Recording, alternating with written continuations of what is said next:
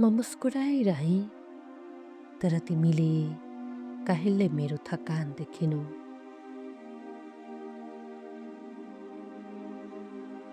Para, यो पत्र सायद मैले धेरै अगाडि नै लेख्नुपर्ने थियो, तर केही कुरा यस्ता हुन्छन् नि जुन शब्दमा उतार्न आफैसँग पनि साहस छुट्दैन। आज धेरै वर्षपछि म पहिलो पटक तिमीलाई मेरो प्रेम मात्रै होइन, म भित्र लुकेको त्यो अँध्यारो पनि सुनाउन चाहन्छु, जुन मैले सधैँ मुस्कानले छोपिरहेँ। तिमीलाई सायद लाग्थ्यो होला म धेरै बलियो छु, सधैँ हाँस्ने, सधैँ सबैलाई सम्हाल्ने, सधैँ म ठिक छु भन्ने केटी। तर तिमीलाई थाहा छैन, त्यो म ठिक छु भन्नुभन्दा अगाडि म कति पटक भित्रभित्रै टुटेकी हुन्थे। म सानैदेखि अरूको खुसीमा आफूलाई बिर्सिन सिकाइएकी केटी हुँ। घरमा समस्या हुँदा चुप लाग्न, आफ्नो पीडा लुकाउन र आँसु आउँदा पनि मुस्कुराउन सिकेकी। जब अरू बच्चाहरू सपनाको कुरा गर्थे, म चाहिँ घरको तनाव नबढोस् भनेर आफ्ना चाहना नै दबाउँथे। मलाई याद छ, धेरै रातहरू म बत्ती निभाएर रोइरहन्थे, तर बिहान उठ्दा ऐना अगाडि उभिएर ओठमा जबरजस्ती मुस्कान राख्थे। किनकि हाम्रो समाजले थकित छोरीहरूलाई आराम दिन जान्दैन, उनीहरूलाई त बस स्ट्रोङ बन्न सिकाउँछ। त्यसपछि तिमी आयो र धेरै समयपछि मलाई पहिलोपल्ट लाग्यो, सायद अब कसैले मलाई पनि बुझ्नेछ। तिमीसँग कुरा गर्दा मेरो दिन हलुका हुन्थ्यो। तिम्रो एउटा खाना खायोले पनि म भित्रको थकान कम हुन्थ्यो। तिमीलाई थाहा छ, मलाई तिम्रो प्रेम भन्दा बढी तिम्रो प्रेजेन्स मन पर्थ्यो। किनकि संसारभर एक्लो महसुस गरिरहेकी मलाई तिमीले केही समयका लागि भए पनि तिमी एक्लो छैनौ भन्ने अनुभूति दिएका थियौ। तर म डराएकी थिएँ, धेरै डराएकी। किनकि मैले जीवनमा जसलाई धेरै माया गरेँ, उही कुरा मबाट टाढा गइरह्यो। त्यसैले तिमीलाई गुमाउने डरले म आफैलाई नै लुकाइरहेँ। तिमीले कहिल्यै थाहा पाएनौ, तिमीसँग फोनमा हाँसिरहेकी म फोन काटिएपछि कहिलेकाहीँ चुपचाप रुन थाल्थे। तिमीले कहिल्यै थाहा पाएनौ, बिजी छु भनेर पठाएको मेरो म्यासेजको पछाडि घरको झगडा, मनको तनाव र आत्मा थाकिसकेको एउटी केटी लुकेकी हुन्थे। म तिमीलाई बुझ्दिन चाहन्नथे, तिमीलाई मेरो अँध्यारो देखाएर तिमी पनि टाढा हुन्छौ कि भन्ने डर थियो। त्यसैले हरेक चोट एक्लै सहेर म तिम्रो अगाडि उज्यालो बनेर बसिरहेँ। तर उज्यालो बन्न खोज्ने मानिसहरू भित्रबाट सबैभन्दा धेरै जल्दा रहेछन्।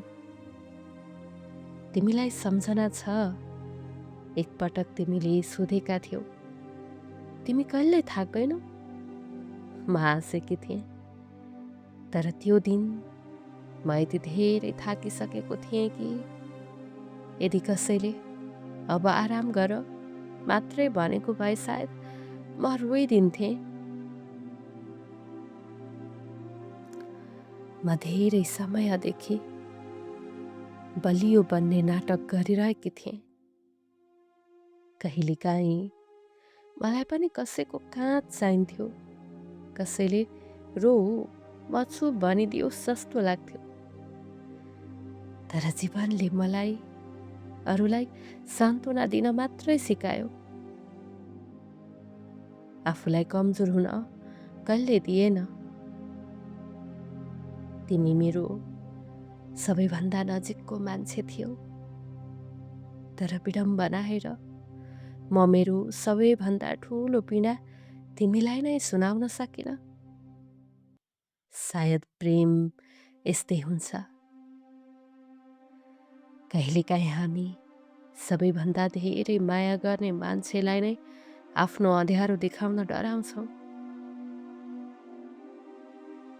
मलाई लाग्थ्यो यदि तिमीले मेरो वास्तविकता देख्यौ भने तिमी पनि बदलिनेछौ, किनकि म बाहिरबाट जति हाँसिरहेकी थिएँ भित्र त्यति नै हराइरहेकी थिएँ। धेरै रातहरू म निदाउन सक्दिनथेँ। छत हेर्दै सोच्थेँ के म साँच्चै कसैको लागि इम्पोर्टेन्ट छु। यदि म एक दिन हराएँ भने मलाई कसैले खोज्ला। र त्यही रातहरूमा म तिम्रो पुराना भोइस नोट सुन्थेँ। तिम्रो आवाजले केही समयका लागि भए पनि मलाई बाँचिरहेको महसुस गराउँथ्यो। तर जीवन फेरि बदलियो। तिमी बिस्तारै टाढा जान थाल्यौ। सायद तिमी व्यस्त भयौ, सायद परिस्थिति बदलियो, सायद प्रेम कम भयो। तर म तिम्रो बदलिएको व्यवहारलाई पनि आफ्नो गल्ती ठानिरहेँ। सायद म पर्याप्त थिइनँ, सायद म धेरै इमोसनल थिएँ, सायद म थकित मान्छे भएकैले कसैले लामो समय साथ दिन सक्दैन। यस्तै सोच्दै मैले आफैलाई 1000 पटक दोष दिएँ। तिमी टाढा गएपछि म फेरि त्यही पुरानो अँध्यारोमा फर्किएँ। तर यसपटक मसँग तिम्रो प्रेजेन्स पनि थिएन। त्यो समय म लिटरल्ली बाँचिरहेकी थिएँ कि केवल दिन काटिरहेकी थिएँ म आफैलाई थाहा थिएन। तर सबैभन्दा दुःख के थियो थाहा छ? तिमीले कहिले बुझेनौ कि म केवल प्रेमिका होइन, लडिरहेकी एउटा थाकेको आत्मा पनि थिएँ। मलाई फुलभन्दा बढी सुरक्षित महसुस गराउने शब्द चाहिन्थ्यो। मलाई एक्सपेन्सिभ गिफ्ट होइन, तिमी एक्लो छैनौ भन्ने भरोसा चाहिन्थ्यो। तर मैले त्यो कहिले मागिनँ, किनकि माग्न पनि मलाई अपराध जस्तो लाग्थ्यो। आज जब म यो पत्र लेखिरहेकी छु, म अझै पनि तिमीलाई दोष दिइरहेकी छैन। सायद तिमीलाई थाहा नै थिएन म कस्तो युद्ध लडिरहेको थिएँ भनेर। मान्छेहरू बाहिर देखिने घाउ देख्छन्, तर भित्र चिच्याइरहेको आत्मा कसैले देख्दैनन्। र म त्यही आत्मा थिएँ जो हरेक दिन म ठिक छु भन्दै बिस्तारै टुटिरहेकी थिएँ। तर एउटा कुरा भने साँचो हो, मैले तिमीलाई साँच्चै माया गरेकी थिएँ। त्यति धेरै कि आफ्नै पीडा पनि लुकाएँ केवल तिम्रो मुस्कान कायम राख्न। यदि कुनै दिन तिमीले कसैको आँखामा थकान लुकेको देख्यौ भने कृपया उसलाई स्ट्रोङ मात्रै नभन्नु। सायद उसलाई पहिलो पटक कमजोर हुन दिने मान्छे चाहिएको हुन सक्छ।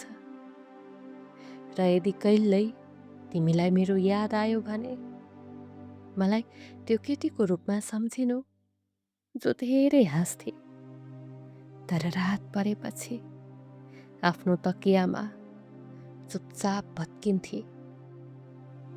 किनकि सत्य यही हो प्रिय, म तिमीलाई प्रेम मात्र गरिरहेकी थिएन, म तिमीलाई माया गर्दै गर्दै आफ्नो सङ्घर्षसँग पनि एक्लै लडिरहेकी थिएँ।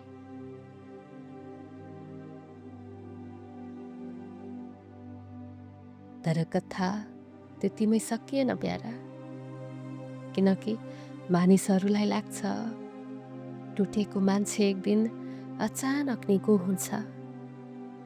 तर वास्तविकता के हो भने केही घाउहरू निको हुँदैनन्, मानिस मात्र त्यससँग बाँच्न सिक्छ।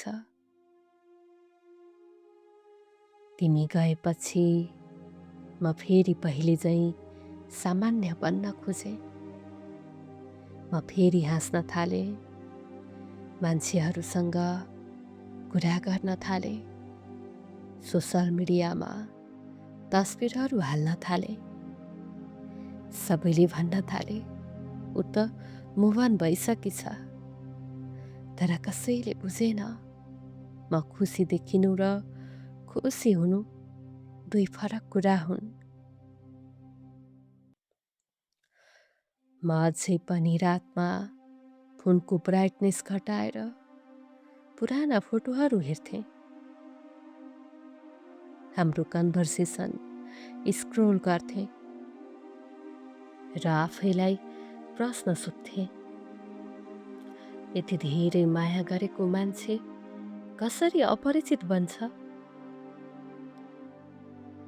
तिमीलाई थाहा छ, मैले धेरै पटक तिमीलाई मेसेज गर्न खोजेँ। मलाई तिम्रो याद आइरहेको छ भन्न खोजेँ, म ठिक छैन भन्न खोजेँ। तर हरेक पटक टाइपिङ गरेर फेरि डिलिट गरिदिएँ। किनकि प्रेमले मलाई एउटा कुरा सिकाइसकेको थियो, आफ्नो भावना बारम्बार प्रमाणित गर्नुपर्ने ठाउँमा आत्मा बिस्तारै थाक्न थाल्छ। त्यसपछि जीवनले मलाई अझै कठोर बनायो। घरको जिम्मेवारी, आर्थिक तनाव, आफ्नै भविष्यको डर, मान्छेहरूको अपेक्षा, सबै कुरा एकैचोटि काँधमा आएर बसे। कहिलेकाहीँ मलाई साँच्चै भाग्न मन लाग्थ्यो कतै धेरै टाढा, जहाँ कसैले मलाई चिन्दैन, जहाँ म स्ट्रोङ बन्न बाध्य नहौँ। तर म भागिनँ, किनकि मेरो बानी नै बनिसकेको थियो आफ्नो आँसु लुकाएर अरूको अगाडि ठिक देखिनु। मलाई अहिले पनि याद छ, एउटा रात यस्तो आएको थियो जहाँ म यति धेरै थाकिसकेको थिएँ कि म भगवानसँग पहिलो पटक अब पुग्यो भनेर रोएकी थिएँ। त्यो रात म कोठाको कुनामा बसेर धेरै बेरसम्म रोइरहेँ। कोही थिएन, कसैले ढोका ढकढकाएन, कसैले के भयो भनेर सोधेन। रातै रात मैले बुझेँ, कहिलेकाहीँ सबैभन्दा गहिरो पीडा मौनतामा लुकेको हुन्छ। तिमीलाई थाहा छ प्यारा, म प्रेममा केवल तिमीलाई खोजिरहेकी थिइनँ। म एउटा सुरक्षित ठाउँ खोजिरहेको थिएँ, एउटा यस्तो काँध जहाँ म पहिलोपटक स्ट्रङ बन्न छोड्न सकूँ। तर मैले त्यो कहिल्यै पाइनँ। त्यसैले म आफैको काँध आफै बने, आफैलाई सम्हाल्न सिकेँ, आफैलाई सम्झाउन सिकेँ। र एक दिन आफ्नै आँसु पुस्दै आफैलाई भने, अब तिमीलाई कसैले बचाउन आउँदैन। त्यो दिनपछि म बदलिन थालेँ। पहिले जस्तो चिच्याएर माया गर्न छोडेँ। पहिले जस्तो कसैको रिप्लाई कुरेर रात काट्न छोडेँ। पहिले जस्तो आफ्नो सम्पूर्ण मन कसैको हातमा राख्न डर लाग्न थाल्यो। किनकि मैले बुझिसकेकी थिएँ, टुटेको मुटुभन्दा पनि खतरनाक कुरा थाकेको आत्मा हुँदो रहेछ। तर यति धेरै पीडापछि पनि म भित्रको प्रेम भने मरेन। आज पनि कुनै उदास गीत बज्दा म तिमीलाई सम्झिन्छु। चिसो हावा चल्दा मलाई त्यो साँझ याद आउँछ जहाँ तिमीले सधैँ साथ दिन्छु भनेका थियौ। र थाहा छ, म अझै पनि त्यो वाक्यसँग रिसाएकी छैन। किनकि सायद त्यो क्षणमा तिमीले साँच्चै विश्वास गरेका थियौ, मात्र समयले हामीलाई जोगाउन सकेन। आज मैले धेरै कुरा सिकिसकेको छु प्यारा। सबैभन्दा धेरै हाँस्ने मानिस भित्रबाट सबैभन्दा धेरै थाकेको हुन सक्छ। सबैलाई सम्हाल्ने मानिस आफैलाई सम्हाल्न नसकिरहेको हुन सक्छ। र म ठिक छु भन्ने मानिस सायद मद्दतको लागि चुपचाप कराइरहेको हुन सक्छ। काश त्यो बेला मैले तिमीलाई सबै कुरा भन्न सकेकी भए। काश म पहिलोपटक कमजोर हुन नडराएको भए। काश तिमीले मेरो मुस्कानभित्रको थकान पढ्न सकेको भए। तर अब यी सबै काशहरू छन्। तर अब यी सबै काशहरू स्मृतिमा मात्रै बाँचेका छन्। र आज यो लामो पत्रको अन्तिम भाग लेख्दै गर्दा म तिमीसँग एउटा कुरा स्वीकार्न चाहन्छु। म अझै पनि पूर्ण रूपमा निको भएकी छैन। केही रातहरू अझै भारी हुन्छन्, केही सम्झनाहरू अझै आँसु बन्छन्। तर अब म आफ्ना घाउसँग लड्न सिकिसकेको छु। र सायद त्यही नै मेरो वास्तविक जित हो। यदि कुनै दिन तिमीले यो पत्र सुनेर मेरो आवाजभित्र लुकेको कम्पन महसुस गर्यौ भने त्यो कम्पन केवल प्रेमको होइन, वर्षौंदेखि मौन बसेको सङ्घर्षको पनि हो। किनकि म केवल एउटी प्रेमिका थिइनँ प्यारा। म त्यो केटी थिएँ जसले संसारसँग लड्दै लड्दै आफ्नो मुटुभित्र तिमीलाई जोगाइरहे। र अन्त्यमा यदि तिमीले कहिल्यै कसैको आँखामा अनौठो थकान देख्यौ भने उसलाई केवल स्ट्रङ नभन्नु। सायद उसले जीवनभर एक्लै युद्ध लडिरहेको हुन सक्छ। र म पनि त्यस्तै एउटा युद्धबाट गुज्रिएकी केटी थिएँ जो बाहिर मुस्कुराइरही तर भित्र बिस्तारै सकिँदै गइरही। उही तिम्री रामपियारी।